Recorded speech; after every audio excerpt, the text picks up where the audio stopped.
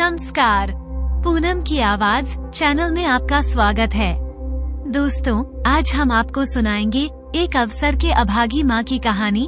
अगर आप हमारे चैनल पर नए हैं तो प्लीज हमारे चैनल को लाइक करें, सब्सक्राइब करें और शेयर करें। कमला का बेटा एक बहुत बड़ा अफसर था। उसका बेटा पूरे 6,000 रुपए की तनख्वाह महीने की पाता था। महीने में एक दिन जब वह सरसराते गुलाबी बैंगनी नोट बहू को सौंपता था तो दूर बैठी कमला की बूढ़ी आंखें उन्हें देखने मात्र से ही तृप्त हो जाती थी। उसकी छाती दुगनी हो जाती थी और सिर्फ गर्भ से आसमान छू लेता था। शुरू में 1-2 बार रवि ने पीपल के पत्तों जैसे बड़े बड़े नोट अपनी माँ की हथेली पर भी लाकर रखे थे और उसकी माँ ने भी लक्ष्मी माता को आदर के साथ अपने माथे से लगाकर पूरी की पूरी रकम पास खड़ी बहू को तुरंत पकड़ा दी थी। लेकिन उसके बाद ये सिलसिला बंद हो गया। उसकी बहू को ये पसंद नहीं था। बहू ने रवि से कहा, महीने के महीने रवि, यह क्या ड्रामा करते हो? अगर मुझ पर विश्वास नहीं है तो अलमारी की चाबी भी अपनी माँ के हवाले कर दो। रमा कभी कभी मामूली सी बात का बतरंग बनाकर बैठ जाती थी। रवि ने कहा, बूढ़ी औरत है बेचारी, रकम माथे से लगाकर खुश हो जाती है। हर माँ बाप की ख्वाहिश होती है कि उनके बेटे अपनी कमाई की पहली रकम अपने माँ बाप के हाथ पर लाकर रख दे। रवि ने अपनी माँ की भावनाओं को अपनी पत्नी को समझाने का प्रयत्न किया तो रमा कहने लगी, तो कर दिया करो, मैंने कम मना किया है, लेकिन रुपयों की पान सुपारी की तरह इसके उसके सामने फेरते रहना मुझे अच्छा नहीं लगता। रवि चुप हो गया। लेकिन कमला ने बहू के ये कड़वे बोल, जो कि उसे बहुत पीड़ा पहुंचा रहे थे, सुन लिए थे। इसलिए वो व्यर्थ के कलेश से घर को बचाने के लिए उसने थोड़ी सी खुशी और स्वयं ही उससे मुंह फेर लिया था। थोड़ी सी खुशी के लिए क्या करना? कई महीनों बाद आज शायद माँ के दूध ने फिर से जोर मारा था, इसलिए रवि को आज फिर तनख्वाह मिली थी और संयोग मात्र था कि रवि पगार लेकर आया ही था और बहू घर पर नहीं थी और माँ बेटा दोनों घर पर थे और मात्र भक्त बेटा 100 के नोटों की 5 सील बंद गड्डियाँ जो लाया और माँ की झोली में डाल दी। माँ ने आशीर्वाद उसने डाल दी। माँ से आशीर्वाद की आशा में उसके पास ही बेटा बैठ गया। ऐन मौके पर उसकी पत्नी रमा आ गई और माँ ने भी अपनी चोरी पकड़े जाने या बेटे को चोरी सिखाने के अपराध बोध से गर्दन झुका ली और पूरी रकम झोली पसार कर बहू की ओर बढ़ा दी। बहू ने एहसान सा जताते हुए रुपए लेकर अलमारी में पटक दिए और अलमारी को खुला छोड़कर रसोई में चली गई। रात भर घर का माहौल भारी भारी और खींचा हुआ सा रहा। सुबह होते ही घर में हंगामा हो गया। रवि कहने लगा, पूरे 50,000 थे, मगर बहू एक ही बात पर अड़ी हुई थी, 100 रुपए कम है। रमा, रुपए कैसे कम हो सकते हैं?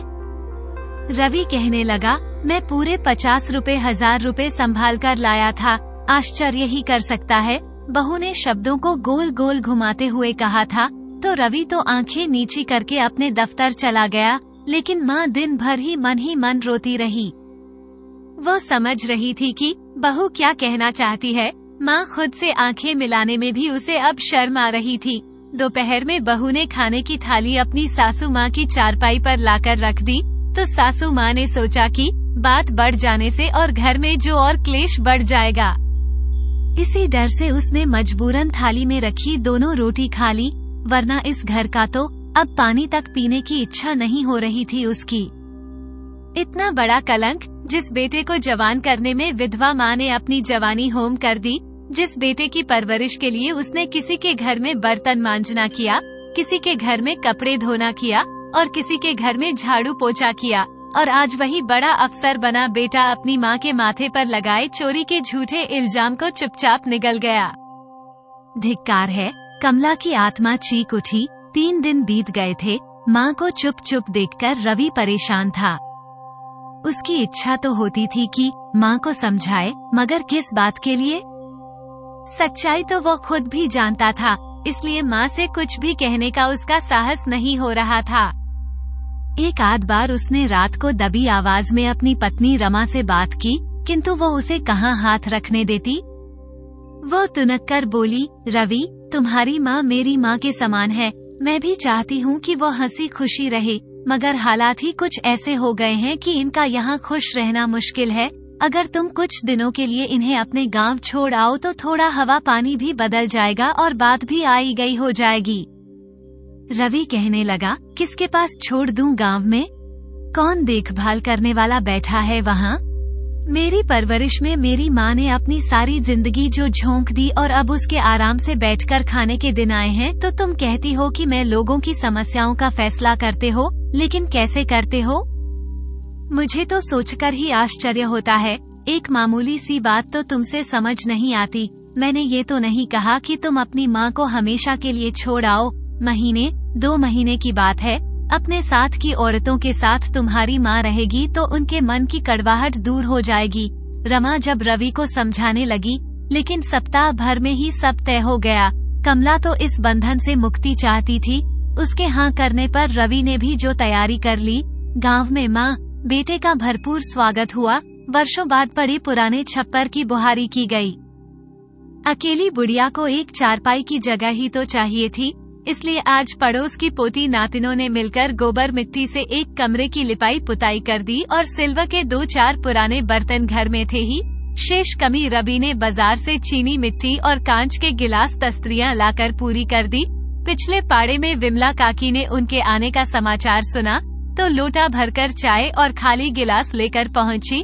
रवि और उसकी माँ पहले ही लोगों से घिरे हुए बैठे थे। तब विमला काकी ने कहा, क्यों रे रवि, आज गांव की राह कैसे भूल गया?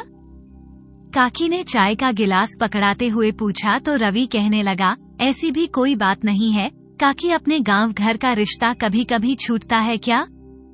आज काकी की याद आई तो चले आए मिलने। रवि ने शब्द जाल में जो बड़ी आत्मीयता से दर्शाए बड़े चुनकर शब्द बोले थे।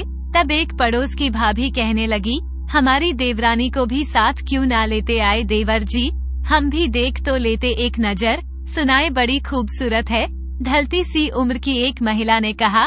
तब रवि ने कहा, अब तुम किसी से गलत थोड़ी ही सुनोई भाभी, वह खूबसूरत है इसीलिए देखने वाले लोग उसे खूबसूरत ही बताएंगे। तब वह भाभी ने कहा, इसीलिए उसे साथ लेकर नहीं आए, कहीं गांव की धूल मिट्टी में मैली ना हो जाए। तब रवि कहने लगा, तुम तो खुद समझदार हो भाभी, ऐसी खूबसूरत घरवाली रोज रोज तो मिलती नहीं, ऐसी अनमोल चीज तो संभाल कर ही रखी जाएगी ना। तब वह गांव की भाभी कहने लगी, तब वह गांव में क्यों आने लगी देवर जी, शीश महल में रखिए उसे 7 पर्दों में। तब रवि कहने लगा, भाभी तुम्हारी राय तो बिल्कुल ठीक है, बड़े बाप की बेटी और बड़े अफसर की घरवाली को शीश महल में ही रखा जाना चाहिए। अगर ताज महल में अगल बगल में तुम थोड़ी सी जमीन ले दो तो शीश महल में बनवा दूंगा। और फिर जो विमला काकी कहने लगी, अरे बेटा रवि, सुना है कि तू बड़ा अफसर हो गया है, कितनी पगार मिलती है बेटा तुझे, जैसे उसे कोई बात याद आ गई हो। रवि बोला, तुम्हारे आशीर्वाद से काकी दाल रोटी लायक मिल ही जाती है। काकी थोड़ी गंभीर हो गई और बोली, तो बेटा 5,000 60,000 लाख बड़े अफसरों का। जो विमला काकी वजन तोलने लगी। रवि कहने लगा, काकी कट कटाकर बस यही कोई 40-50 हजार मिल जाए। आती है काफी कंजूसी करके जो बताया था उसने 40-50 हजार, जो वह देवरानी की खूबसूरती से जली भुनी। भाभी ने बड़े आश्चर्य से कहा तो रवि बोला, यह कोई जायदा है भाभी, शहरों के खर्च तुम जानती नहीं हो, इनमें तो 2 वक्त की दाल रोटी पूरी हो जाए तो भगवान का शुक्र है। तब वह भाभी कहने लगी, देवर जी तो इसीलिए बुढ़िया माँ को गाँव छोड़ने आ गए हो। भाभी ने भी जो बैंक कस दिया। तो रवि बोला, भाभी 2 घर होने से तो खर्च दुगना हो जाएगा, मगर कई दिनों से माँ कुछ उदास सी थी, इसलिए मैंने सोचा कि तुम सबके साथ इस इनका जो जी बहल जाएगा और कुछ दिन हवा पानी भी बदल जाएगा। तब वे भाभी बोली, अच्छा, पर भाभी का व्यंग रवि के आर पार हो गया था। तेरी भाभी ने बात तो बिल्कुल खरी कही है। तभी विमला काकी ने कहा, जिसका मन अपने बेटे पोतों से ना बहले, वह दूसरों के बच्चों में कई बीच कैसे खुश रहेगी। बेटा, विमला काकी कहने लग, तू पढ़ा लिखा अफसर है, हम गवार तुझे क्या समझाएं? मगर बेटा, बेचारी कमला ने जिंदगी में बहुत दुख झेले हैं, कभी इसकी आत्मा को मत दुखाना। रवि कहने लगा, काकी, माँ के अलावा दुनिया में मेरा है ही कौन? मैं जानता हूँ, मेरे लिए मेरी माँ ने कितने कष्ट उठाए हैं, मैं भी माँ की सेवा में कोई कमी नहीं छोड़ूंगा। रवि ने कहा तो, और फिर उसने बातों को बदल दिया और फिर खेतीबाड़ी की बातें करने लगा। फिर इधर उधर की कुछ बातें हुई और धीरे धीरे सब चले गए। रवि भी जाने को तैयार हुआ तो उसने माँ को आते जाते रहने का आश्वासन दिया कि माँ, मैं तुम्हारे पास आता जाता रहूंगा। और अपनी सेहत का ध्यान रखने के लिए रवि ने 1000 रुपए अपनी माँ को थमा कर विदा ली। माँ ने भी धीरे से बेटे को हिदायत दी कि वह उसकी नादान बहू और मासूम पोती का ध्यान रखें। बहू से कहे कि छोटे बच्चे के लिए माँ के दूध के साथ साथ मथा हुआ केला, दाल चावल और उबला हुआ पानी गुणकारी होता है। संतरे से बच्चे का रंग निखर जाता है। गिनती के पूरे 100 रुपए देकर गया था। रवि और माँ को उन 1000 रुपए में पूरी गृहस्थी जमानी थी, लेकिन खूब खींचतान करके भी वह दूध के लिए 100 रुपए ही बचा पाई। अभी रोज की दाल भाजी बाकी थी, लेकिन दाल सब्जी की रोज की कहाँ जरूरत है, ये सोचते हुए कमला लगी। सुबह चाय तो वह बनाएगी ही, उसी के साथ 2 रोटी भी खा लेगी।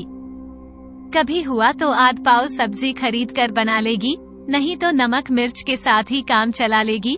अगले महीने की 10 तारीख को डाकिया मनी ऑर्डर लेकर आया और कमला का तब कमला कहती, आजकल में आ जाएगा बेटा, और नहीं आया तो क्या अपनी दादी को ही तो दूध पिलाया है तूने। और वह बेचारी ऐसा ही उत्तर देकर उसे टालती। मनी ऑर्डर आते ही उसने सबसे पहले दूध वाले का हिसाब चुकता किया। 40 दिन के 600 रुपए हो गए थे। आगे के लिए उसने दूध लेना बंद कर दिया। बाकी बचे 200 रुपए तो उसने 2 किलो आटा और थोड़ा सा नमक मिर्च लिया। डिबरी में 10 रुपए का तेल डलवाया और अपने घर आ गई। वह संध्या समय एक बार दीपक जलाती और दूसरे ही क्षण उसे बुझा देती।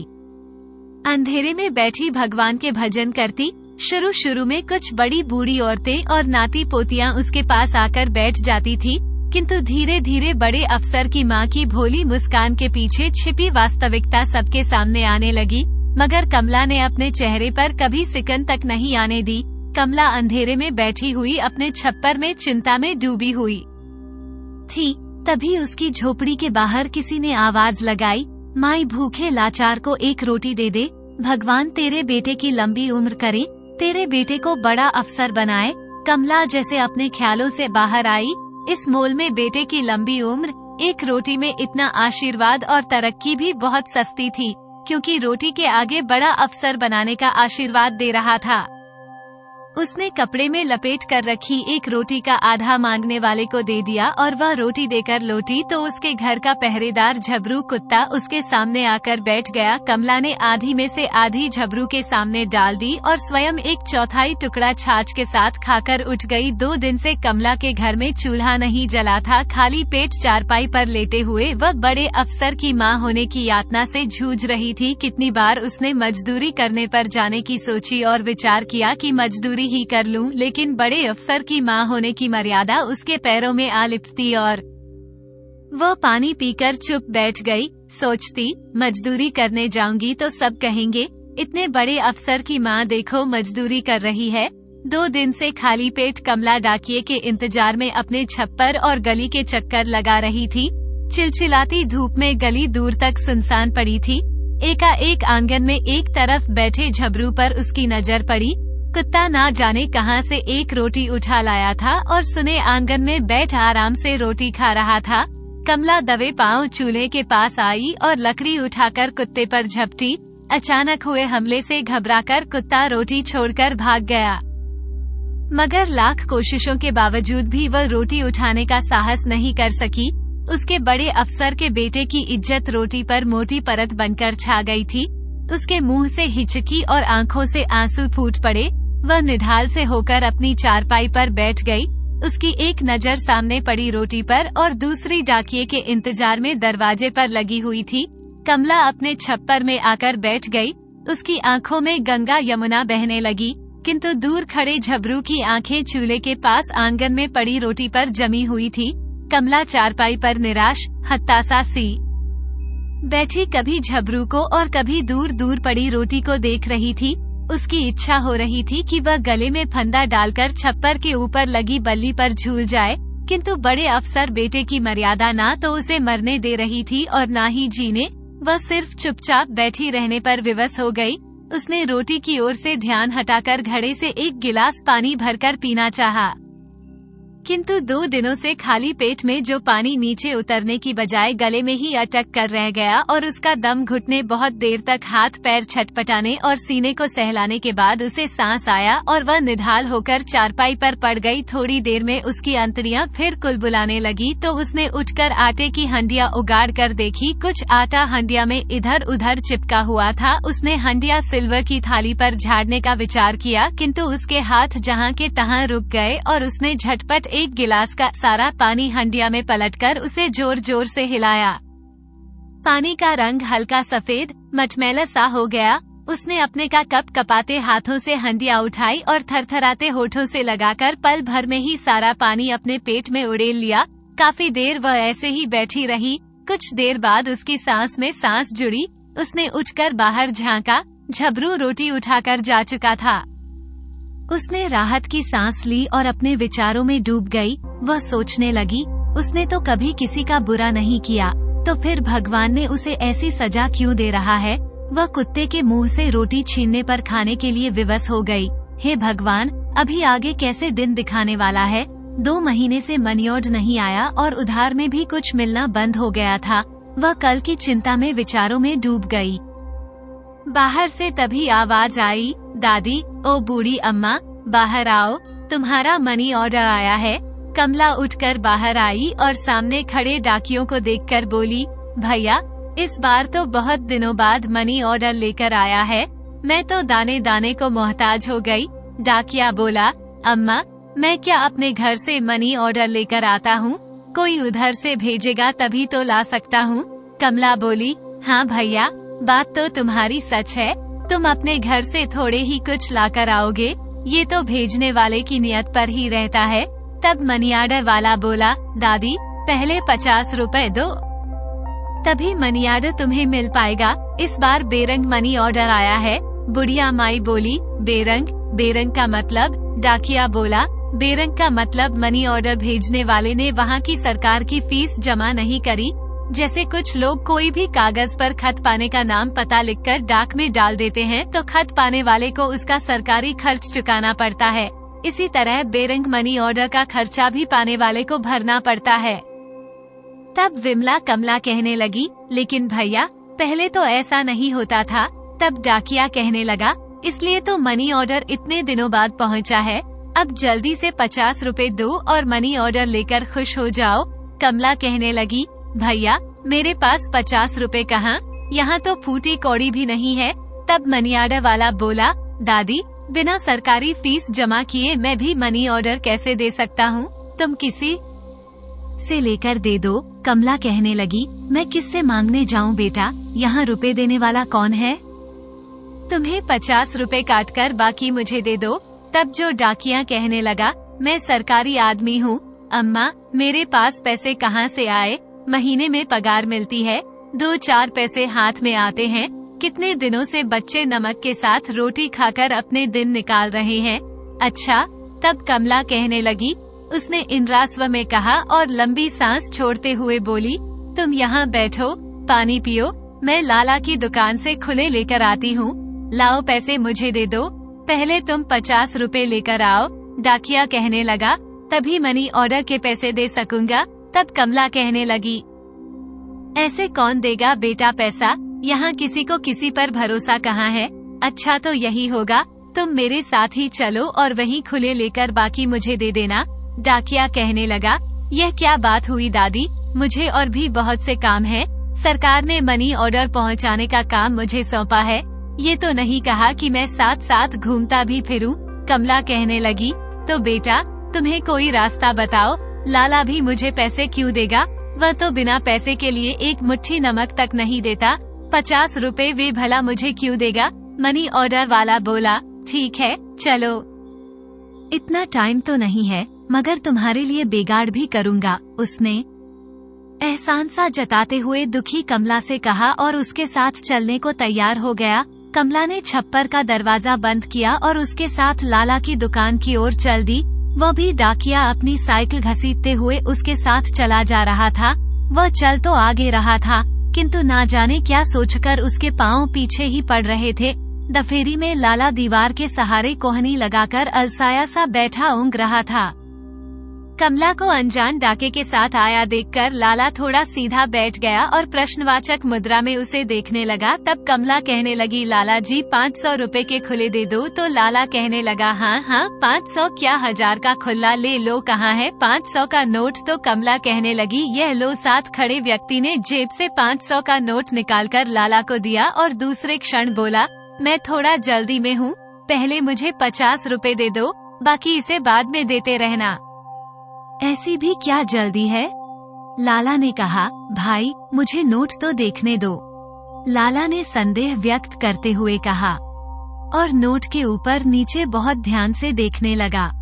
खूब आश्वस्त होने के बाद उसने उस व्यक्ति पर और कमला दोनों को बारी बारी से देखा और लकड़ी के गले में से 50 का नोट निकालकर उस डाकिये को दे दिया। वह उस डाके ने 50 का नोट जेब में डालकर अपने थैले में से मनीऑर्डर फॉर्म तथा इंक पैड निकालकर कमला का अंगूठा लगवाया और लाला के सामने गवाही के लिए फॉर्म आगे बढ़ा दिया। लाला ने मनी ऑर्डर की रकम देखकर फॉर्म पर गवाही के अपने दस्तखत कर दिए। वह व्यक्ति सचमुच में बहुत जल्दी में था। उसने झटपट मनीऑर्डर फॉर्म और इंक पैड लेकर अपने थैले में डाला और तुरंत साइकिल पर सवार होकर वहां से चला गया। उसके जाने के बाद लाला ने धूप में गुमसुम खड़ी कमला को एक बार फिर ऊपर से नीचे तक देखा और पूछा, कमला तुम्हें भी कुछ लेना है? तो कमला कहने लगी, हाँ लाला जी, थोड़ा आटा दाल मिल जाता तो लाला कहने लगा, हाँ क्यों नहीं, आटा दाल ही क्यों, मिर्च मसाला और घी चीनी सब लेकर जाओ। बेटे ने मनीऑर्डर भेजा है, हलवा पूरी बनाकर खाओ। कमला कहने लगी, काहे का हलवा पूरी लाला जी, दाल रोटी ही मिल जाए तो भगवान का शुक्र है। आप शेर भर आटा और दे दो, बड़ी मेहरबानी होगी। लाला कहने लगा, जैसी तुम्हारी मर्जी, उसने कहा और पास रखी बोरी में से आटा निकालकर तोला और कागज की थैली में डालकर अपने पास रख लिया। फिर टीन के डिब्बे में से दाल निकाली और एक पुड़िया बनाकर आटे के पास रख ली। वो घी तेल के लिए उसकी ओर देखने लगा, मगर उसे खाली हाथ देखकर पूछा, कमला घी के लिए बर्तन नहीं लाई? तो कमला कहने लगी, घी की जरूरत नहीं है लाला जी, आटा दाल ही बहुत है। तो लाला कहने लग तब लाला कहने लगा, लेने वाले को याद रहे ना रहे, लेकिन देने वाले को सब याद रहता है। तुम 2 बार आटा लेकर गई, दाल और मिर्च मसाला अलग। कमला कहने लगी, दूसरी बार दिया कहाँ था लाला जी? मैं तेल डलवाने के लिए डिबरी लेकर आई थी, तुमने तेल के लिए भी मना कर दिया था। उस दिन से आज तक मैं अंधेरे में बैठी हूँ, अच्छा किया तुमने याद दिलवा दिया। लाला कहने लगा, मैं तो 1 बोतल घासलेट के पैसे भूल ही गया था। अब 340 और 50, 390 और मेरे बेटे दुलीचंद के दूध के 170 रुपए भी हैं, के खाते में लिखवा रखे हैं उसने। तुमने अभी तक दूध के पैसे कहाँ दिए? कुल मिलाकर 560 रुपए हो गए। और हाँ, उसकी टाल से पिछले महीने 50 रुपए की लकड़ियाँ भी लेकर आई थी। 600 की उधार लेकर तुम तो आराम से बैठ गई, लेकिन यहाँ 2-2 रुपए के हिसाब के लिए घर में क्लेश हो रहा है, इसलिए दुखी होकर हमने उधार खाता ही बंद कर दिया। कोई क्या क्या याद रखे, देने वाले तो सामान लेकर जो दे देते हैं, लेकिन लेने वाले भूल जाते हैं लाला जी। जो कमला कहने लगी, गांव में लकड़ी मोल लाने की जरूरत क्या है, किसे है मोल लेने की जरूरत?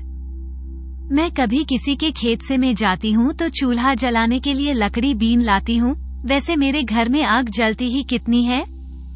लाला कहने लगा, देखो कमला, हम कोई बड़े व्यापारी नहीं है, अपना पेट तन काटकर और बाजार से पहले रोकड़ा देकर सामान लाते। 2 पैसे के लोभ में दिन रात भागे फिरते हैं और लोगों को घर बैठे उनकी जरूरत का सामान लाकर देते हैं। घर में दूध दही सब है, लेकिन हम अपने बच्चों को ना देकर लोगों की जरूरत पूरी करते हैं। हमने तुम्हारी उम्र देखकर तुम्हें सामान उधार दे दिया तो कौन सा जुर्म कर दिया? तुमने 1 गाड़ी नरमे की सूखी सटिया घर में नहीं डलवाई थी, खा जाओ बेटे की कसम, और दुकान से सामान लेकर नहीं खाया, वह सब भूल गई। तब कमला कहने लगी, मैं कुछ नहीं भूली लाला जी, मुझे सब याद है, लेकिन जितना आप बता रहे हैं मैंने उतना सामान नहीं लिया। आप बहुत ज्यादा बता रहे हैं, लेकिन 50 रुपए के लिए मैं बेटे की कसम खाऊं, यह नहीं होगा। मनी ऑर्डर लाने वाले को तुमने खुशी खुशी 50 रुपए का इनाम दे दिया।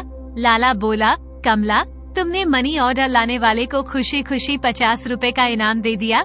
हमारा आटा, तेल, लकड़ी और 2 महीने का इंतजार सब भूल गई। कमला कहने लगी, मैं किसी को क्या इनाम दूंगी? वो तो मनी ऑर्डर की फीस के पैसे थे जो रवि ने वहाँ जमा नहीं किए थे। इस बार उसने बेरंग मनी ऑर्डर भेजा था। तो लाला बोला, क्या बेरंग मनी ऑर्डर? तो कमला बोली, हाँ लाला जी, उसने बताया कि रवि ने वहाँ फीस जमा नहीं करवाई थी, इसलिए सरकारी फीस मुझसे वसूल की गई है। आपने तो मनी ऑर्डर देखा था और उसे 50 रुपए भी दिए थे। लाला कहने लगा, मनी ऑर्डर भी बेरंग होता है? ये तो पहली बार सुन रहा हूँ। कमला, ये रोज वाला डाकिया तो नहीं था? कमला कहने लगी, हाँ था तो कोई दूसरा, मगर मनी ऑर्डर देकर गया है, इसलिए था तो डाकिया ही। तब वह कहने लगा, लाला, हाँ था तो डाकिया, मगर लगता है वह तुम्हें बावला बनाकर चला गया। कमला, बेरंग चिट्ठी तो सुनी थी, मगर बेरंग मनी ऑर्डर मैंने आज तक नहीं सुना। कमला बोली, भूखा आदमी तो बावला ही होता है, उसे भले बुरे का ध्यान कहाँ रहता है, वह तो जानवर के जैसा ही होता है।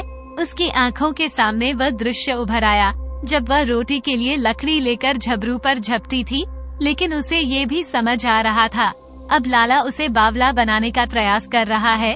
उसने रूखे स्वर में लाला से कहा, लाला, भूखे आदमी को कोई भी बावला बना सकता है। लाला जी, उसे तो जिधर भी इच्छा हो उधर ही हाँक दो, ऊंची आवाज में जोर से डांट दो, उसे थोड़ा सा हड़का दो और 2 डंडे मार दो, वो तो किधर भी मुड़ जाएगा। लाला कहने लगा, कमला, मैं तुम्हारा दर्द समझता हूँ, लेकिन जब औलाद ही नालायक निकल जाए तो किसी का क्या जोर? तेरा बेटा बड़ा अफसर है, लेकिन तुझे 2 वक्त की रोटी नहीं दे सकता। ऐसी नालायक औलाद का होना ना होना एक बराबर ही है। तू भी सब्र कर ले कि तेरा बेटा, इससे पहले कि वह अपनी बात पूरी करता, कमला बोली, नहीं लाला जी, मेरा बेटा नालायक नहीं है, वो तो लाखों में एक है, जरूर उसकी कुछ मजबूरी रही होगी, वरना वो तो मेरे बिना एक पल नहीं रह सकता। उसकी सुस्का आंखों में एकदम से आंसू उमड़ आए। कमला कहने लगी, मैंने जिन दुखों से उसे पाला है वह कभी नहीं भूल सकता। लाला जी, तभी लाला बोले, तो कमला, तभी तो 2 महीने का मनी ऑर्डर नहीं भेजा, और आज भेजा है तो वो भी बेरंग। ऐसा ही लायक होता तो अपने पास नहीं रखता तुझे। तेरी 2 वक्त की रोटी और 2 जोड़ी कपड़े उसे इतने भारी पड़ गए कि वह तुझे इस वक्त बुढ़ापे में बेसहारा अकेली छोड़कर चला गया। गांव के लड़के चाहे अनपढ़ है, कमला मेहनत मजदूरी करते हैं, लेकिन अपने बूढ़े माँ बाप के पास तो है, बड़े अफसर होने से तो अनपढ़ गवार ही भले, जो दुख सुख में सब साथ तो है। तो कमला कहने लगी, क्या कहूँ लाला जी, मेरी किस्मत ही खोटी है, वरना मेरा रवि तो ऐसा नहीं था। शायद मुझ में ही कोई कमी होगी, जब से ब्याह कराई थी ऐसी ही जिंदगी बिताई है, खुद मेहनत मजदूरी करके अपना पेट पाला है, और आज मैं अपने लायक तो कमा ही सकती हूँ। और लाला जी आटा दे दो तो मैं भी यहाँ से जाऊँ। लाला कहने लगा, तेरी मर्जी, बाकी पैसा जमा कर लूँगा। कमला, तुम कहाँ संभालती फिरोगी? उसने आटा दाल पकड़ाते हुए कहा। तो कमला कहने लगी, नहीं लाला जी, बाकी के पैसे मुझे दे दो, ऐसी कौन सी बड़ी रकम है जो मैं संभाल नहीं पाऊंगी। लाला कहने लगा, जैसी तेरी मर्जी, मैंने तो इस विचार से कहा था कि जब तुम सामान लेने यहीं से ही तो लेती हो, आओगी तो मैं तुम्हारे खाते में लिख कर रखता हूँ, और जब तुम्हें जरूरत होती तो सामान ले जाती। कमला कहने लगी, बात तो तुम्हारी सही है लाला जी, सामान तो मैं आपसे ही लेकर जाती हूँ, लेकिन फिर भी हाथ में पैसे हो तो जरूरत के हिसाब से सामान लिया जा सकता है। रात बिरात हारी बीमारी में पैसे की जरूरत पड़ जाए तो हाथ में पैसे होने से किसी को तकलीफ नहीं देनी पड़ेगी। लाला बोला, ठीक है, बाकी के 390 रुपए शाम को ले जाना, नहीं तो उधर से निकलते वक्त देता आऊंगा। अभी खुले रुपए नहीं है, कल दुलीचंद दूध देने आएगा तो वह पहुंचा देगा। कमला कहने लगी, नहीं लाला जी, मुझे दूध की जरूरत नहीं है। तो लाला कहने लगा, कैसी बातें करती हो कमला, अगर इस वक्त दूध घी नहीं खाएगी तो कैसे निकलेगा? कमला कहने लगी, अब और कौन से बुढ़ापे का इंतजार करूंगी? लाला जी, यही रोकी सूखी खाकर निकल जाए तो भगवान का शुक्र है, दूध लेने की मेरी गुंजाइश नहीं है, आप मेहरबानी करो। लाला बोला, ठीक है, अभी 50 रुपए लेकर जाओ, बाकी शाम को लाकर देता हूँ। लाला ने कहा और उठकर दुकान के बीच के रास्ते से घर में जाने लगा। तब कमला कहने लगी, लाला जी, अब क्या और शाम क्या होगी? आपको देने हैं तो अभी दे दो। लाला कहने लगा, अरे कमला, हमने तो 2 महीने तक इंतजार किया और तुम्हें शाम तक का सब्र नहीं है। भरोसा रखो कमला, मैं दुकान खोलकर बैठा हूँ, गांव छोड़कर नहीं भागूंगा। और लाला ने कहा और अपने घर के अंदर चला गया।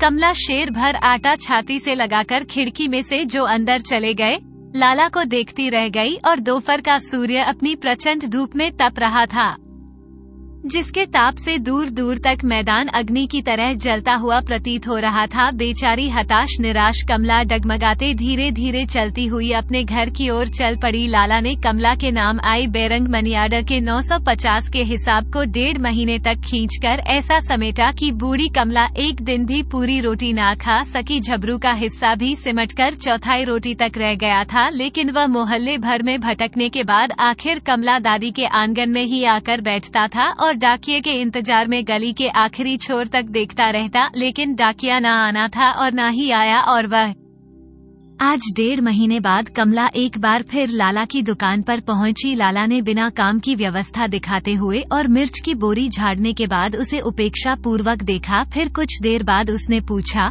क्या हुआ कमला, तेरी तबीयत तो ठीक है? कमला कहने लगी, हाँ लाला जी, लेकिन तबीयत का क्या करूं? ये बेरी शरीर पीछा ही नहीं छोड़ता, कितना भी जतन कर लो प्राण निकलने का नाम नहीं लेते। आटा खत्म हो जाता है, लेकिन ये दुश्मन फिर भी भूख भूख चिल्लाने लगता है। एक शेर आटा दे दो लाला जी तो बड़ी मेहरबानी होगी। लाला कहने लगा, लेकिन तुम अभी तो आटा दाल लेकर गई थी, क्या सारा खत्म हो गया? कमला कहने लगी, अभी कब लाला जी, 1.5 महीने भर पहले शेर भर आटा लिया था, उससे पहले भी एक शेर ही तो आटा लिया था, आपने कमला ने याद दिलवाया। तो लाला बोला, मतलब तो 1.5 महीने में 2 शेर आटा खा गई, इस उम्र में तुम्हें थोड़ा ध्यान रखना चाहिए कमला। लाला ने बड़े आश्चर्य करते हुए कमला को नसीहत दी। कमला कहने लगी, क्या करूं लाला जी, छटाक भर आटे से दिन निकालने पर भी आटा खत्म हो ही जाता है, उसमें 1/4 टुकड़ा बेचारा झबरू भी खा लेता है, खुद के पेट का कोई ठिकाना नहीं है।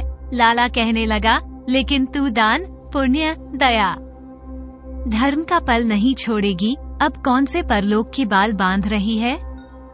कमला, तेरा लोक परलोक तेरे सामने आ गया है, तेरे बेटे रवि ने मनी ऑर्डर भेजा कि नहीं? तो कमला कहने लगी, नहीं अभी तक तो नहीं भेजा, शायद आजकल में आ जाए। आप बाकी के बचे हिसाब से शेर भर आटा दे दो तो आपकी बड़ी मेहरबानी होगी, तब तक मैं काम चला लूंगी।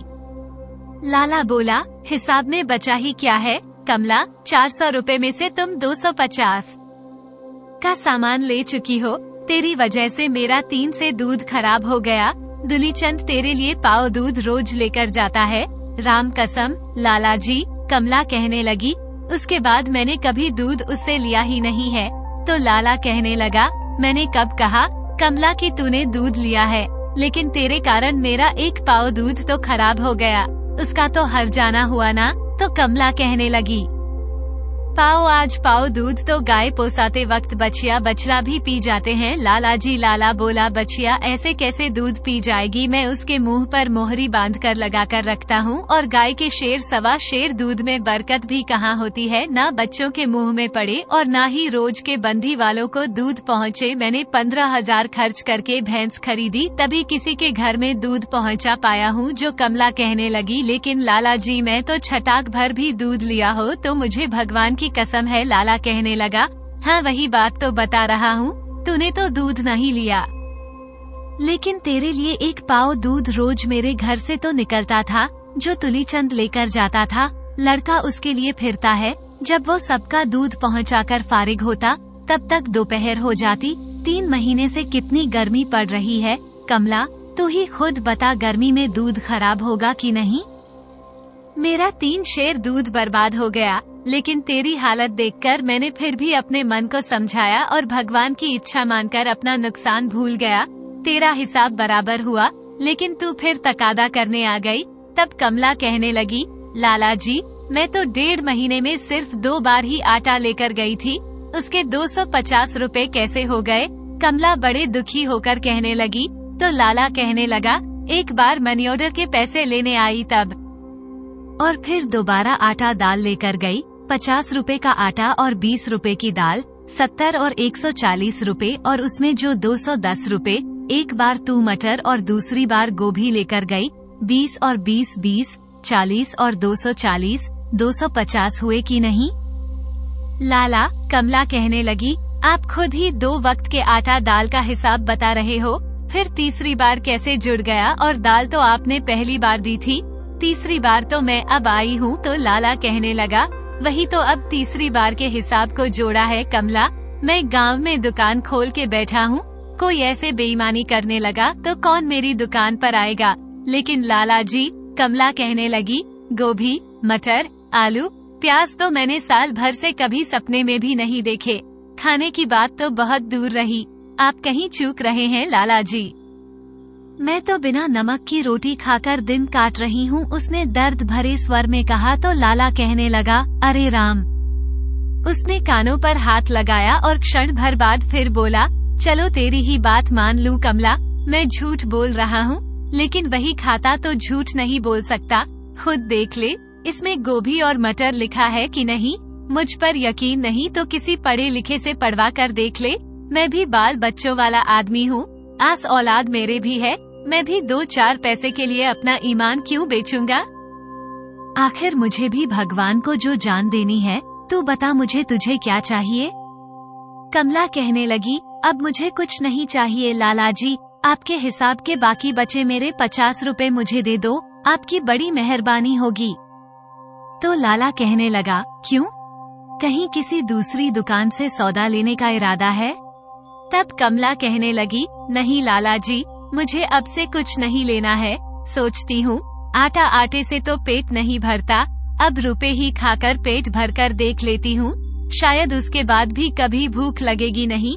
तब लाला कहने लगा, लगता है कमला तू पैसे के लोभ में पगला गई है, कभी किसी को रुपए खाते देखा है? खाने के काम तो अनाज ही आता है, बड़े बड़े लखपति करोड़पति भी अनाज ही खाते हैं, रुपया, पैसा, धन दौलत, हीरे जवाहरात तो सिर्फ ऊपरी चमक धमक है, धन दौलत तो मरते वक्त किसी के साथ भी नहीं जाती, सब कुछ यहीं पड़ा रह जाता है। तब कमला कहने लगी, सच कहते हो लाला जी, आपने बहुत गहरी बात कही है, लेकिन मैं खाकर मरना चाहती हूँ, आप मेरा हिसाब कर दो। लाला बोला, ठीक है कमला, अगर तेरी यही इच्छा है तो ये ले 50 रुपए बाकी, 100 रुपए खुले होने पर मैं तेरे घर पहुँचा दूंगा, तो नहीं तो शाम तक दुलीचंद के हाथ भिजवा दूंगा। लाला ने 50 का नोट देते हुए जो कमला से कहा। कमला ने कहा, आपकी बड़ी मेहरबानी लाला जी, भगवान आपके परिवार को हंसता खेलता और सुखी रखे। उसने अपने आंसुओं को छिपाते हुए लाला से कहा और 50 का नोट लेकर अपने घर आ गई। आस पड़ोस और मोहल्ले में कमला के दर्जनों देवर जेठ भतीजे भतीजियां और नाती पोते थे, लेकिन किसी ने आकर कमला से नहीं पूछा कि वह कैसी है, उसे किसी चीज की जरूरत तो नहीं है। केवल आंगन में बैठा झबड़ू उसकी बेचैनी और बेबसी को देखकर रोता रहा। जब कमला को ही एक समय की सूखी रोटी मुहस्सर नहीं हो रही थी तो उस बेचारे को खाने को कहां से मिलता। कमला को वह दिन याद आ गया जब रवि 5 साल का था। तब उसके पिता उसको अनाथ और बेसहारा छोड़कर भगवान को प्यारे हो गए थे। कमला की भी उम्र उस समय 30 से ऊपर नहीं थी, लेकिन अपने बेटे रवि का मुंह देखकर भगवान के सहारे उसने अपनी कमर कस ली और उसने जहां कहीं भी उसे झाड़ू, पोंछा, बर्तन भांडे का काम मिला, उसने बिना शर्म, झिझक और मेहनत के काम किया और अपना पेट पालने के साथ साथ उसने रवि को पढ़ा लिखा कर उसके पैरों पर खड़ा होने लायक भी बनाया। वह पढ़ लिख कर अच्छी सरकारी नौकरी पा गया और सुंदर सुशील लड़की से शादी करके शहर में आ गया। कुछ दिनों के बाद वह माँ को भी अपने पास ले आया। 2 साल तक कमला ने बेटे बहू की लगन, बहुत ही लगन और अपनी पूरी सामर्थ्य से खूब सेवा की। बहू के खूब लाड चाप करके उसने अपनी जिंदगी का सपना पूरा किया। 2 साल बाद लड़की होने पर भी कमला ने बहू के जापे में माँ जैसा प्यार दिया। बच्ची और बहू के स्वास्थ्य के लिए उसने दिन रात एक कर दिया। उसने 3 महीने तक बहू को पलंग से नीचे पैर नहीं रखने दिया। उसका सोच पखाना सब बिस्तर पर समेटा। वह बहू के लिए पंजीरी हलवा बनाकर बहुत खुश होती थी। बच्ची की मालिश करने और नहलाने में उसे बहुत ही आनंद की तृप्ति होती थी। बेटे का मनपसंद खाना खिलाकर उसकी आत्मा खिल उठती थी। वह दिन रात उनकी सेवा में लगी रहती। घर की साफ सफाई, बर्तन मांजने, कपड़े धोने में उसे पल भर का भी आराम नहीं मिल पाता था। लेकिन अपने परिवार को फलता फूलता और खुश देखकर वह सब कुछ भूल जाती थी। उसे खुशी थी कि ईश्वर ने उसकी मेहनत का उसे भरपूर फल दिया। 30 साल के उसके विधवा जीवन का संघर्ष उसके लिए खुशियों तथा आराम का समय लेकर आया था। रवि और बहू उससे माँ कहकर कोई भी काम बताते तो वह झूम उठती। आधी रात को उठकर भी वह अपने बहू बेटे के लिए चाय कॉफी बनाकर देती। उसे गर्व होता था कि उसका बेटा और बहू उसे कितने प्यार और अपनापन से जो अपने पास बुलाया है। वह पोती के रोने पर उठकर दौड़ आती और उसे अपनी बाहों में सुलाकर झुलाकर जब नींद की थकावट सब भूल जाती, उस हृदय में जो ममता और वात्सल्य का ज्वार आ जाता। बच्ची को अपनी छाती से लगाकर उसे संसार भर का सुख तथा ऐश्वर्य मिल जाता था। इससे आर्थिक और अधिक की उसने जो भगवान से भी जो कामना नहीं की थी। लेकिन संसार में ऐसा कब हुआ है कि किसी को प्यार के बदले प्यार मिला हो, नफरत नहीं। कम से कम उसके देखने में तो ऐसा ही नहीं हुआ। और उसने सुना था कि रानी कैकेयी ने अपने बेटे भरत को राजगद्दी दिलवाने के लिए राजा दशरथ से जरूर छल किया और राम को वनवास दिलवाया था। लेकिन उसने तो अपने बेटे से प्यार के वशीभूत किसी के बहकावे में आकर कपट किया था। लेकिन मेरी बहू को कौन से बेटे को राजगद्दी दिलवानी थी? मैंने तो रवि को शादी होते ही अपनी बहू के हवाले कर दिया था। अगर मेरे बेटे ने पगार लाकर मेरे हाथ पर रख दी तो मैंने उससे क्या ले लिया? उसी समय तो सारी रकम झोली पसार कर बहू को सौंप दी। तो क्या माँ बाप का इतना भी हक नहीं कि बेटे की शादी के बाद उसकी कमाई को अपने हाथों से लग लगाकर भगवान को उसकी कृपा के लिए धन्यवाद दे सके? लेकिन छिनाल ने ऐसा प्रपंच रचाया। अगर कैकेयी भी देखती तो जो गस खा जाती। बैंक की सेल बंद गड्डी में से 1000 रुपए गायब हो जाना किसी जादू से कम नहीं था। लेकिन रवि की अकल पर कैसे पत्थर पड़ गए? वह तो सब जानता समझता था कि सीलबंद गड्डी में से सिर्फ 100 रुपए कैसे गायब हो सकते हैं। उसने भी आंखें नीची करके बहू की बात को सच मान लिया और चुपचाप अपने दफ्तर चला गया। ऐसे सपूत से क्या उम्मीद करूं कि वह मुझे प्यार और श्रद्धा से अपने साथ लेकर आया था। जितने दिन मैं नौकरानी की तरह उसकी सेवा करती रही, उसे अपने साथ रखा और जब उसका काम निकल गया तो मुझे बहाने से गांव छोड़ गया। धिक्कार है ऐसे जोरू के गुलाम पर। तू तेरी अफसरी पर नालायक कपूत कहीं के। लेकिन ये दिन तेरी जिंदगी में भी जल्दी ही आने वाले हैं। जब भगवान तेरा भला करे, तू दूधो नहाए और पूतो फले। तेरे घर में तेरे जैसा ही श्रवण कुमार होगा। जितने दिन में नौकरानी की तरह तुम्हारी सेवा करती रही, उसने अपने साथ रखा और जब उनका काम निकल गया तो मुझे गांव भेज दिया। जा भगवान तेरा भला करे। दूधो नहाओ, पूतो फलो। तेरे घर में भी तेरा जैसा श्रवण कुमार पैदा हो, तुझे पलकों की छाव में रखे। तेरे पास नहीं आऊंगी बेटा और ना ही किसी के सामने हाथ फैलाऊंगी। मरते मर जाऊंगी लेकिन हार नहीं मानूंगी। मैं तेरी इज्जत आबरू के लिए मैं यहाँ पड़ी थी। लेकिन आज भी मुझ में इतनी हिम्मत और हौसला है कि मैं पूरे परिवार का पेट पाल सकती हूँ। जा बेटा, मैंने तुझे मात्र ऋण से मुक्त कर दिया। अब मैं अपने ढंग से और सिर्फ अपने लिए जीऊंगी। क्या करूंगी और कहाँ रहूंगी? रवि तू आखिर तक माँ की सूरत भी नहीं देख पाएगा। उसकी आंखों से आंसू और गले से हिचकी निकल पड़ी। रवि तू अपनी घरवाली के कहे में चलना और उसे खुश रखना। माँ का क्या है, माँ तो जन्म देने और अपना दूध पिलाकर पालने पोसने तक का काम आती है। घरवाली का तो जन्म जन्म का नाता और आखिरी सांस तक का रिश्ता होता है। तू अपना गृहस्थ धर्म निभाना और फिर के समय दिए वचनों का तन मन से पालन करना। आज के बाद इस अभागी माँ को कभी याद भी मत करना। भूल जाना कि माँ ने किन किन हालातों में तुझे पाल पोसकर साहब बनने लायक बनाया था। तू खूब तरक्की करके सबसे बड़ा अफसर बनना और अपने बीवी बच्चों को खूब खुश रखना। भगवान तुझे और तेरे परिवार को सुखी और सलामत रखे। सोचते सोचते कमला की आंखों में आंसू बहने लगे और आंसुओं ने सिसकियों का रूप ले लिया। आज मिले 50 के नोट ने उसने अपनी धोती के पल्लू से मजबूती से बांधा और एक झटके से उठकर कोने में रखे। लकड़ी के बड़े से संदूक के पास गई। लाला ने पहली बार मिला 50 का नोट। उसने एक छोटे से लाल कपड़े में बांधकर इस संदूक में रखा, जो पति के और खुद के कुछ नए पुराने कपड़ों के बीच छुपा कर रखा हुआ था।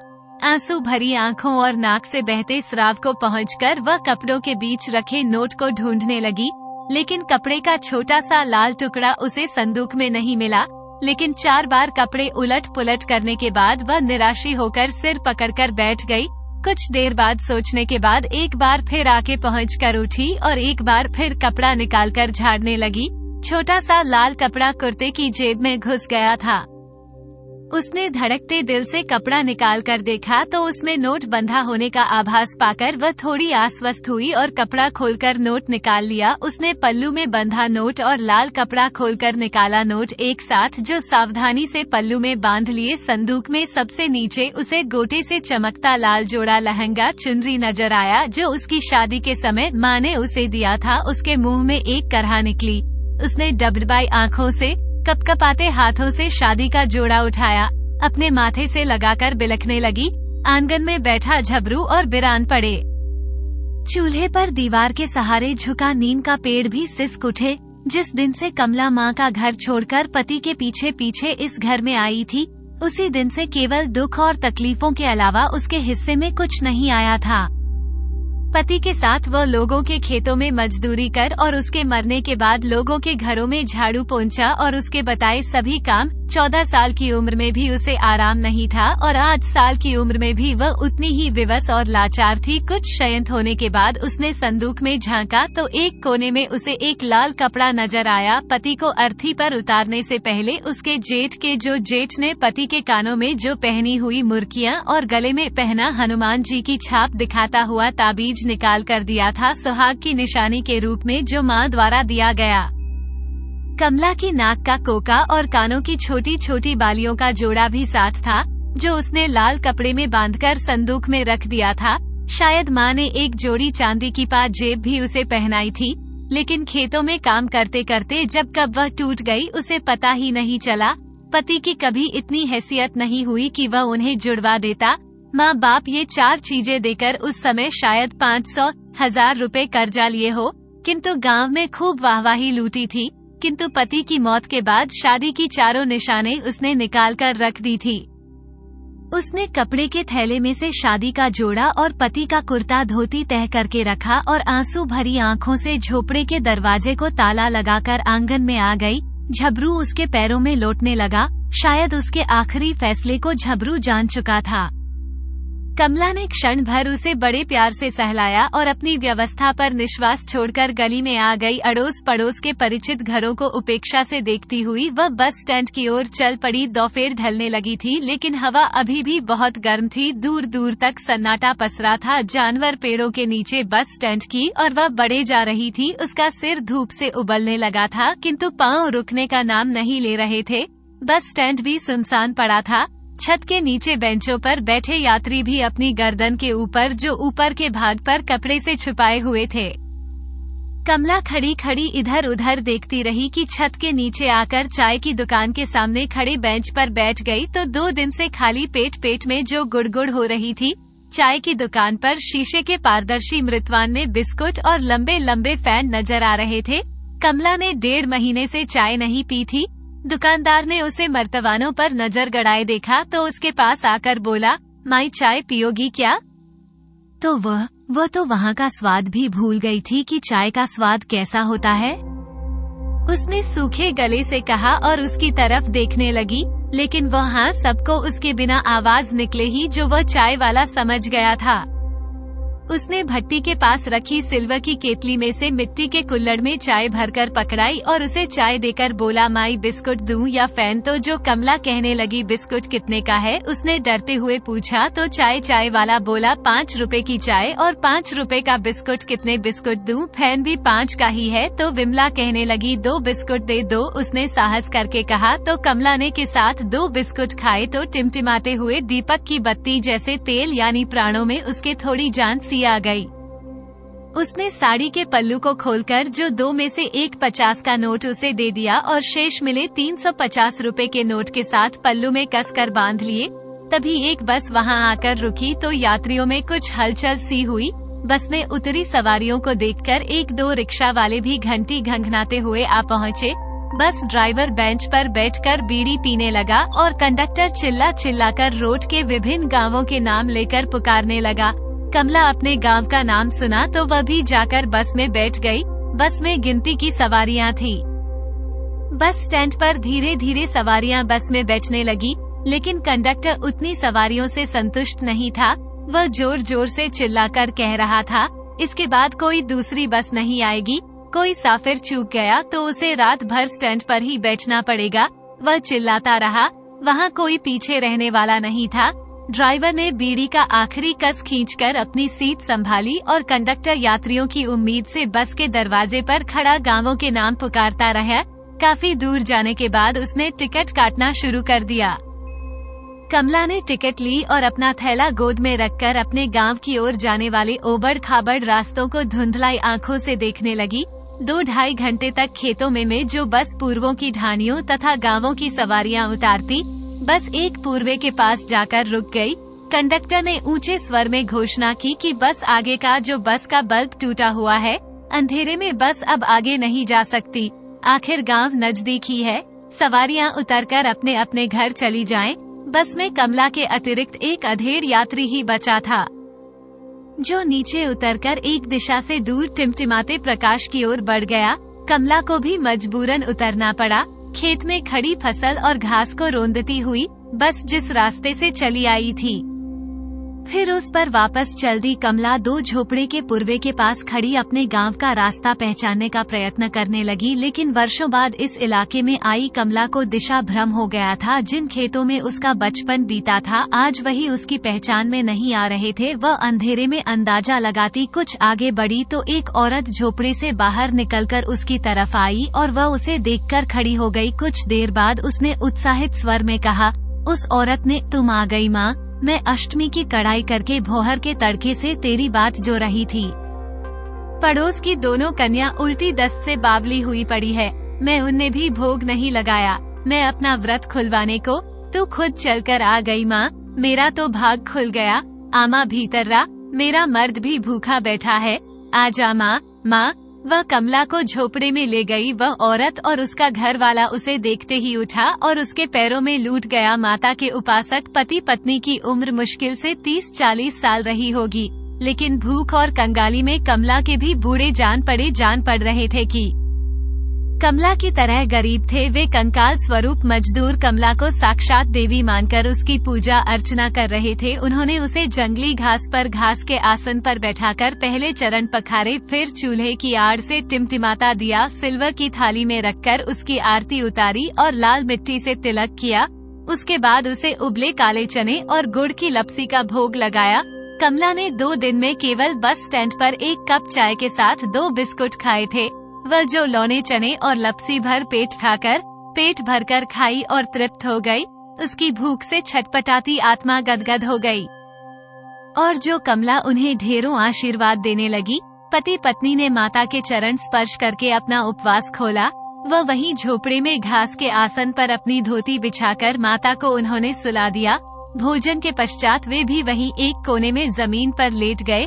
नींद और थकावट से और भरपेट भोजन मिलने के बाद कमला की आंखों में जो नींद आने लगी, लौटते ही वह गहरी नींद में सो गई। सुबह सवेरे आंख खुलने पर उसने बताया कि वह जिंदगी में पहली बार ऐसी सोई है। ऐसा सुख तथा शांति उसे कभी नसीब नहीं हुई थी।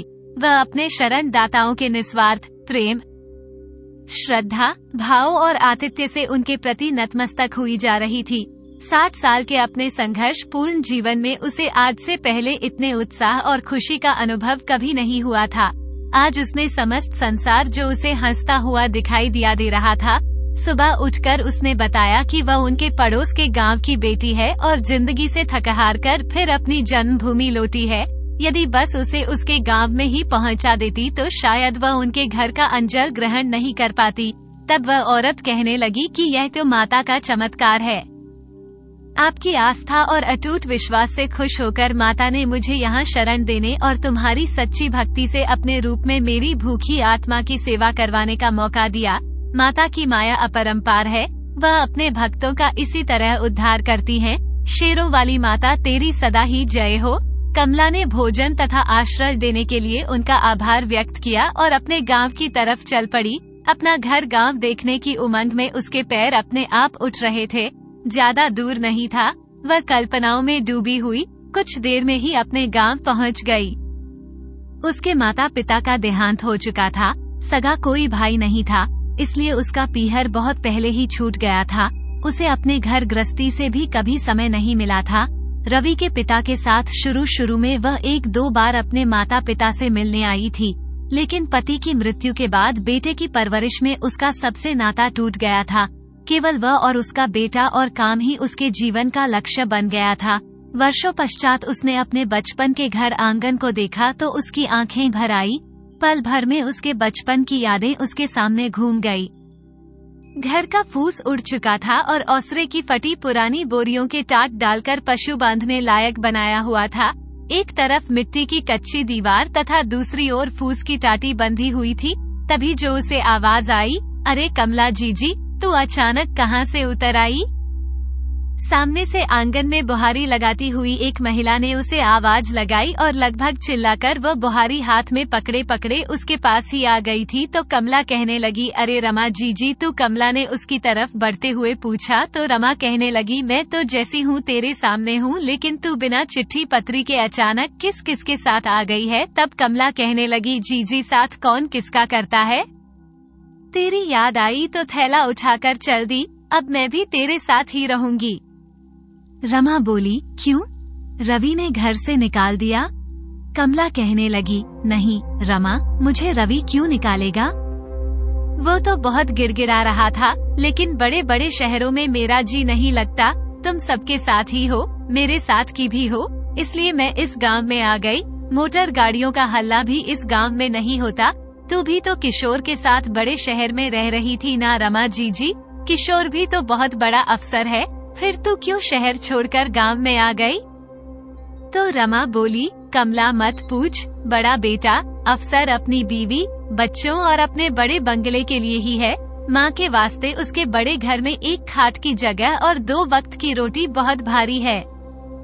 मैं तो जीजी सबको ठोकर मारकर गांव में आ गई और अपनी हिम्मत से जो बन पड़ा उतना सुमन के साथ काम कर लेती हूँ और दोनों वक्त रोकी सुखी ही सही पर पेट भरकर चैन से सो जाती हूँ। कमला कहने लगी, सुमन भी तेरे साथ रहती है और उसके बाल बच्चे भी साथ में है। तब रमा कहने लगी, हाँ जीजी क्या बताऊँ कमला जीजी, मर्द सारे एक जैसे ही है। एक रात सुमन और उसके 3 बच्चों को सोता छोड़कर उसका मर्द कहीं चला गया। कई दिनों तक बेचारी सुमन ने उसे खूब ढूंढा, फिर सबको लेकर मैं मेरे पास आ गई।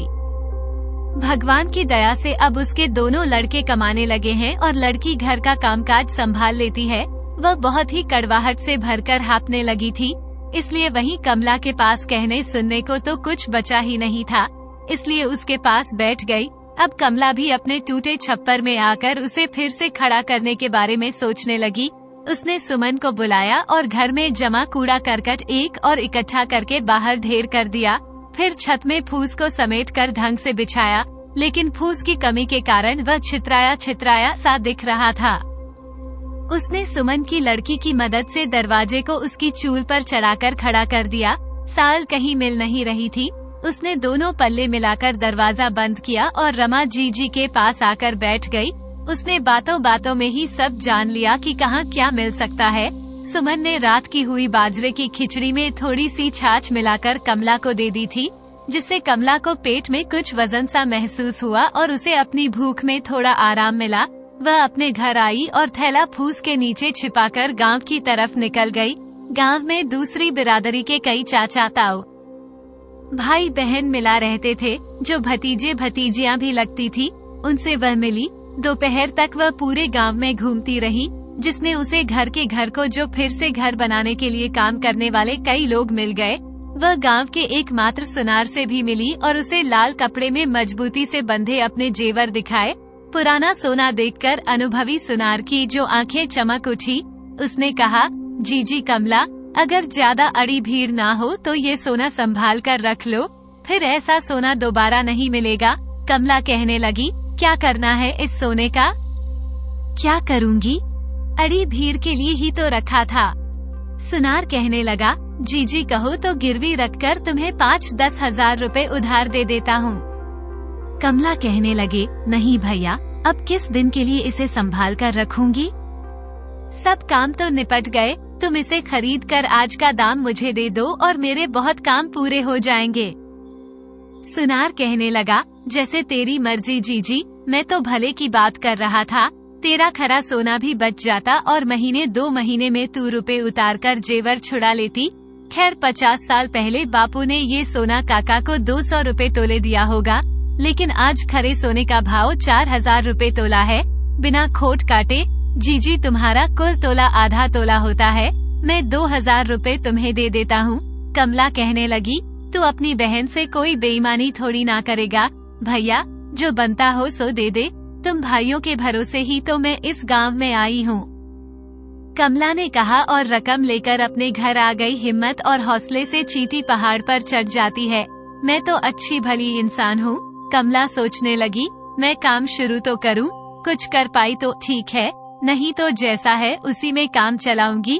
पहले कौन सी राजगद्दी छोड़कर आई हूँ, सोच समझकर किफायत से काम करूंगी तो जरूर प्रभु नया पार लगाएंगे। हाँ, तो यही सोचकर कमला सोचने लगी, सारी जिंदगी भर भूखे पेट हाथ पैर मारती रही, अब खाने की फिक्र तो नहीं है। जिंदगी भर कभी रूखी सूखी मिल गई तो खा ली, नहीं तो पानी पीकर सो गई। अब कम से कम काम करूंगी तो अपने पेट लायक तो कर ही लूंगी। अब तो 2 पैसे हाथ में भी है, मैं इतनी जल्दी तो मरूंगी नहीं, हिम्मत क्यों हारूं। भगवान ने मुझे 2 हाथ पैर दिए हैं तो मैं मेहनत से कमा कर खाऊंगी। 1 सप्ताह में कमला ने अपने माता पिता की खंड हो गए घर को फिर से नया बना लिया। छप्पर पर नई छत डलवाई, दरवाजे की साल कुंडी दुरुस्त करवाई और दीवारों की लिपाई पुताई करवाकर उसे नया बना दिया।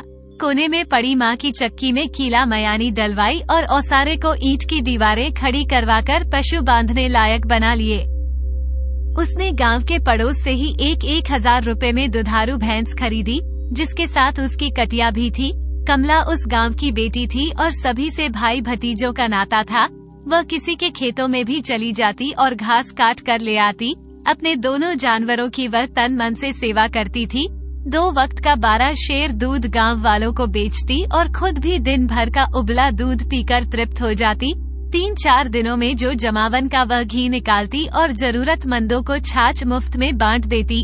कमला के हाथ में पैसा था, एक दुधारू भैंस थी और सबसे बढ़कर उसका हौसला, उसकी कड़ी मेहनत। साल भर में उसकी मेहनत का असर गांव भर के लोगों को देखने लगा। उसमें घमंड नहीं था, लेकिन वह किसी से बिना वजह कोई बात भी नहीं करती थी। वह दिन भर अपने पशुओं की सेवा में लगी रहती। वह उनके लिए घास काट कर लाती, उन्हें रगड़ रगड़ कर नहलाती और उनसे बात करती। कभी कभी गांव में उसकी उम्र के भाई भतीजे उसके पास आकर बैठ जाते। वे अपनी विभिन्न समस्याओं पर उससे बातें करते और तत्काल ही कमला उनको हल कर देती, जिससे वे खुश हो जाते। साल भर में कमला का नाम गांव में आदर सम्मान से लिया जाने लगा। वो गांव के प्रभावी तथा समझदार लोगों में उसकी गिनती हो जाने लगी। बहुत से लोगों का विचार था कि मेहनत और अनुभवी कमला को गांव का सरपंच बना दिया जाए तो सबका बहुत भला होगा। कमला ने अपने कुछ व्यक्तिगत मजबूरियां बताई, लेकिन लोगों ने फिर भी उसे सबकी सहमति से गांव की सरपंच चुन लिया। सबने उसकी बात मानने और उसे हर संभव सहयोग करने का आश्वासन दिया तो वह भी सहमत हो गई। फिर अपनी भैंस और उसकी कटिया की देखभाल के अलावा उसके पास काम भी क्या था। सबसे बातें करके और उनके दुख दर्द में भागीदार बनकर उसे बहुत संतोष और खुशी का अनुभव होता था। गोधूली की वेला का समय था। सानी पानी से भैंस को तृप्त करके कमला ने दूध धोने से पहले उसकी कटिया को पोषाने के लिए छोड़ दिया था, ताकि माँ बेटी एक दूसरे को चूम चाट कर दुलार कर सके। अपने बच्चे को दूध पिलाकर माँ को जिस अपार आनंद का संतोष का अनुभव होता होगा, यह माँ ही बता सकती है। पिता कभी उस परम सुख का स्वाद नहीं चख सकता। वह दूध की बाल्टी अंदर रखकर कटिया को खींचकर उसके खूंटे पर बांधने लगी, लेकिन दूध पीकर जवान होती कटिया उसके काबू में नहीं आ रही थी। तभी एक 30 साल का व्यक्ति आया और उस कमला की कटिया के साथ जूझती हुई देखकर उसे उसकी सहायता के लिए आगे बढ़ा। उसने जोर लगाकर कटिया की रस्सी खूंटे से बांधी। कमला ने हाफते उसे आशीर्वाद दिया और पास पड़ी चारपाई पर बैठकर उस व्यक्ति को पहचानने की कोशिश करने लगी। वह व्यक्ति कहने लगा, राम राम नानी, मैं तुम्हारी बचपन की सहेली शारदा का बेटा हूँ। मेरा नाम सुनील है। उसने झुककर कमला के पैर छुए। कमला ने कहा, भगवान तुझे लंबी उम्र दे बेटा, मैंने तो तुझे पहचाना नहीं। उसने देखते हुए ही कहा। तब वह कहने लगा, तुम मुझे देखती कैसे? तुम्हारी शादी के 30 साल बाद में पैदा हुआ था। मैंने भी तुम्हें आज पहली बार देखा है। मामा रवि जिस जीप में तुम्हें गांव छोड़ने गया था, वो ड्राइवर भी उसी के दफ्तर में है जहां मैं हूँ। उसी ने मुझे बताया कि बड़े साहब रवि की माँ मेरे गांव की है। मैं आज गांव में आया तो मेरी माँ ने बताया कि रवि की माँ मेरी बचपन की सहेली है। तुम आई हो तो मैं खुश हो गया कि मेरे साहब की माँ आई है, तो मैं तुमसे मिलने आ गया। उसने खुलासा किया तो कमला कहने लिया, अच्छा किया बेटा, तू रवि के दफ्तर में काम करता है, कैसा है मेरा रवि? तब वह व्यक्ति कहने लगा, जो जिसका नाम सुनील था, कि मौसी साहब और उनके बाल बच्चे सब मजे में है। साहब के दूसरे बेटे का जन्मदिन था, इसलिए पूरे स्टाफ में मिठाइयाँ बांटी थी। मैम साहब और बच्चे सब साथ में थे। नानी कहाँ से ढूंढ कर लाई इतनी सुंदर साहब के लिए बहू? तू मिला था अपनी मामी से? तब कमला ने उससे पूछा तो वह कहने लगा, ना ना नानी, मैं तो दफ्तर का मामूली सा चपरासी, उसके पास कैसे जाता, दूर से ही देखा। उसके बच्चे भी फूल जैसे हैं, कोमल और मुलायम, शायद हाथ लगाने से मैले हो जाएं। मेरा मन तो उन्हें देखकर ही खुश हो गया था। दोनों मर्द बियर बहुत ही दयालु हैं। बुजुर्गों की पेंशन करने वाले मेरे साहब भी उनके नजदीक था। मैम साहब के कहने पर उनके माता पिता की मेरे साहब ने पेंशन चालू कर दी। तब तक सब तकदीर की बात है बेटा, कमला कहने लगी। मैं भी उसे देखकर बहुत खुश हुई थी। उसने ठंडी आह भरी। तब वह लड़का कहने लगा, मासी तू कहे तो मैं अपने अफसर से कहकर तेरी भी पेंशन चालू करवा दूं। सरकार बुजुर्गों को महीने के 1000 रुपए देती है। इस महीने से मेरी माँ की भी पेंशन चालू करने का वादा किया है मेरे साहब ने। तो कमला कहने लगी, ये तो बहुत अच्छी बात है बेटा, अगर तेरे हाथ में तो जरूर करवा। गांव के बड़े बूढ़ों का भला हो जाएगा, सब तुझे आशीष देंगे। वह कहने लगा, मासी मेरे हाथ में तो कुछ नहीं है। करने वाले साहब ही हैं, लेकिन मैं उनसे कहूँगा तो जरूर मान जाएंगे और मुझे उम्मीद है वे मुझे निराश नहीं करेंगे। उनका तो काम ही बुजुर्गों की पेंशन करना है। तब कमला कहने लगी, बहुत भला काम कर रहे हो बेटा। तू और तेरे साहब को गांव में बुलाएगा तो मैं उनके दर्शन कर लूंगी बेटा। तेरे अफसर को जरूर बुलाना। जिंदगी में कमला ने इतना अपने आप को तपाया था कि उसे बदरंग गवार मजदूरन से भी शुद्ध तथा अनमोल कंचन बना दिया था। वह धैर्य, त्याग और संयम की मूर्ति बन गई थी। भूख, लाचारी और छटपटाहट से उसे संतोषी और निर्मल और सहनशील बना दिया था। गाँव के दूर पूर्वे में मिली देवी के आस्थावान उपासक पति पत्नी ने उसके सह तृप्त हृदय को निस्वार्थ त्यागी तथा बहुत ही कोमल हाथों से उसको सेवा की थी। सुनील के बताए पेंशन के नुस्खे से उसे सबकी भलाई का एक मार्ग दिखाई दिया। गांव वालों ने उसे गांव का प्रधान चुना था। उसने 2 भले युवकों के साथ लेकर गांव में बदलाव का बीड़ा उठाया। 2 महीने बाद गांव में अधिकांश दिलवाई और मेहनत से उसे पालने की सलाह दी पंचायत की तरफ से। उसके पूर्वे के पास सुनसान जंगल में कुआं बनवाकर मुसाफिरों के लिए गर्मी में पानी की व्यवस्था करवा दी। उसने नीम के नीचे लगने वाली पंचायत के लिए भी 3 कमरे का एक बड़ा पंचायत घर बनवाया, जो बच्चों के स्कूल तथा गाँव में होने वाले विवाह शादी के काम आने लगे। और उसे उसकी वाहवाही भी मिली के मौके पर किसी ने जरूरत पड़ने पर उससे दूध मांगा तो कमला ने उसे जरूरत के अनुसार एक समय का पूरा दूध भी दे दिया। गांव में किसी की शादी होती तो वह खुद आशीर्वाद में पहुंचती और शगुन के साथ नकद रुपए देकर मदद करती। वह गांव भर की अभिभावक बन गई थी। किसी को कोई परेशानी होती या किसी को कोई जरूरत होती तो वह उसके पास दौड़कर आते और वह उनकी यथासंभव सहायता भी करती। 2 साल में गांव की दूर दूर तक कमला की चर्चा होने लगी। माँ की लाडली कमली 60 साल तक की जिंदगी से जूझती कमली से कमला बनकर आज अड़ोस पड़ोस के गांवों की पूज्य कमला देवी बन गई थी। बाजरे की खिचड़ी में दिन भर का उबला हुआ दूध मिलाकर कमला ने पेट भर भोजन किया और तृप्ति की लंबी सी डकार लेकर अपनी भैंस के पास आ गई। उसने बहुत ही स्नेह और प्यार से उसका मुंह सहलाया और उसे गले लगाकर बैठ गई। कुछ देर मन ही मन सोचती रही और फिर सीधी बैठकर बोली, सीलो, जिंदगी क्या क्या रंग खाती है, कभी हंसाती है, कभी खूब रुलाती है, कभी भूख से तड़पाती आदमी बेदम हो जाता है और कभी घी दूध से गदरा कर कुलाचे मारने लगता है। मुझे कैसे कैसे दिन दिखाए जिंदगी ने और आज तेरे सहयोग और साथ से मैं महारानी बन बैठी हूँ। सीलो, मुझे तो एक ही बात समझ में आई है कि इंसान को ना तो कभी हार माननी चाहिए और ना ही कभी घमंड में बावला होना चाहिए। जैसा समय हो उसे सिर झुकाकर मान लेना चाहिए। सब भगवान के बालक हैं, उसे सबकी चिंता है। वह अनाम अरूप अविनाशी सब देखता है, वही करने वाला है और वही सबको से करवाता है। इंसान तो उसके हाथों की कठपुतली है, जब जैसे उसकी मौज होती है वह वैसे ही उसे नचाता है और इंसान उसके इशारों पर नाचता है। दोस्तों, आज एक अफसर की माँ अपने कैसे कैसे दुखों को देखकर उसने कभी हार नहीं मानी। आज वह कमली से कमला देवी बन गई और अपने बेटे को उसने जीते जी त्याग दिया। कहने लगी कि मैं अपने बेटे की ऐसी की शक्ल भी नहीं देखूंगी जिसके लिए मैंने इतना त्याग किया, और उसके बेटे ने उसे त्याग दिया और वह गांव की प्रधान बन गई, सबकी चहेती बन गई। गांव वाले भी उसके दुख दर्द में हमेशा खड़े रहने लगे। दोस्तों, एक माँ के संघर्ष की कहानी यहीं पर खत्म होती है।